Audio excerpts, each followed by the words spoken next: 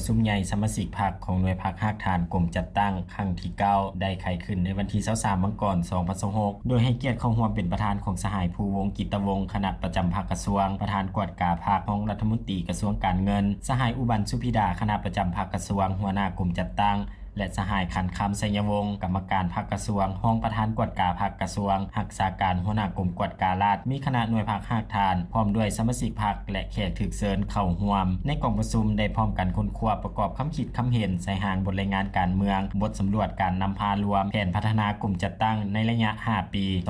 2026-2030และได้พร้อมกันตีราคาด้านดีด้านอ่อนข้อคงค้างสาเหตุบทเรียนในการนำพาชี้นำและจัดตั้งปฏิบัติมติกองประชุมใหญ่ในระยะ5ปีผ่านมาพร้อมนั้นยังได้เอกสารการรับรองเอาทิศทางแผนการ5ปีในต่อหน้านับแต่ปี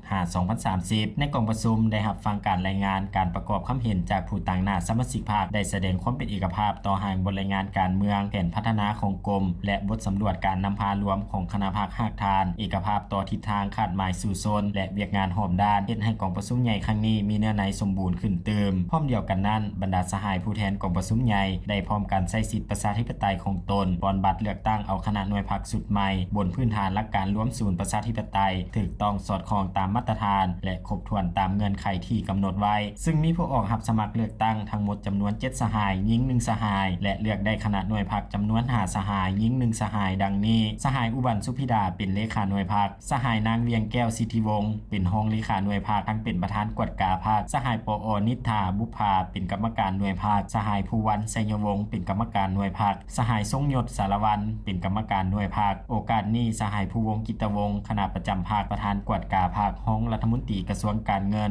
ได้แสดงความย่อมยอสมเชยต่อการนำพาชี้นำของคณะพรรคสุดเก่าที่ได้นำพาชี้นำสมาชิกพรรคพนักงานราชการปฏิบัติหน้าที่การเมืองของตนและญาติมาได้ผลสำเร็จหลายด้านพร้อมนั้นสหายยังได้ให้ทิศชี้นำการจัดตั้งปฏิบัติหน้าที่ในต่อหน้าโดยเรียกร้องมายังคณะหน่วยพรรคสมาชิกพรรคและพนักงานราชการทั้งหมดภายในกรมจงเสริฐสู่สติปัญญาด้วยความรับผิดชอบสูงต่อหน้าที่การเมืองของตนให้สูงขึ้นเฮ็ดเวียกงานมีแผนการโครงการและแผนงานอย่างละเอียดสร้างท่าหันเปลี่ยนใหม่อย่างตั้งหน้าให้ดีขึ้นกว่าเก่าบุกบืนพัฒนาตนเองอย่างบ่หยุดยั้งและเสนอให้คณะหน่วยพรรคสุดใหม่ต้องได้ปรับปรุงตนเองตาม5หลักการและ3ทิศนำอย่างต่อเนื่องเข้าสู่ลงเลิกสร้างความสามัคคีภายในภายนอกเฮ็ดให้สมาชิกพรรคมีความเข้มแข็งและเป็นพนักงานหลักแหล่งที่มีคุณภาพนำหน้าเพื่อสร้างให้หน่วยพรรคมีความปลอดภัยเข้มแข็งหนักแน่นขึ้นไปเรื่อย